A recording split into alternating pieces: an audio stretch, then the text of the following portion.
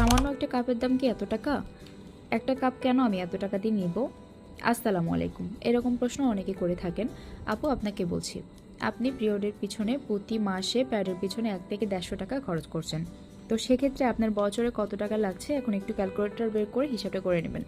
সে জায়গায় আপনি যদি একটা 600 টাকা দিয়ে কাপ করে করেন, আপনি কিন্তু চোখ বন্ধ করে 8 থেকে 10 বছর ব্যবহার করতে পারবেন। কিন্তু আপনার হাইজিন মেনটেনের ক্ষেত্রে আপনি 3 বছর একটা কাপ ব্যবহার করতে পারেন। তাই 3 বছরে আপনি যদি 600 টাকা দিয়ে একটা ব্র্যান্ডের কাপ এবং সাথে আপনি ঝামেলামুক্ত একটা পিরিয়ড পাড়ি দিচ্ছেন, সেখানে আর কি প্রশ্ন করতে পারেন বলেন? এই কাপটা কিভাবে ব্যবহার করে অনেকে প্রশ্ন করে থাকেন। এই কাপটা প্রথমে বয়েল করে নেবেন, দেন তারপরে এরকম একটা ফোল দিয়ে ভার্জিনের মধ্যে ইনসার্ট করে দেবেন।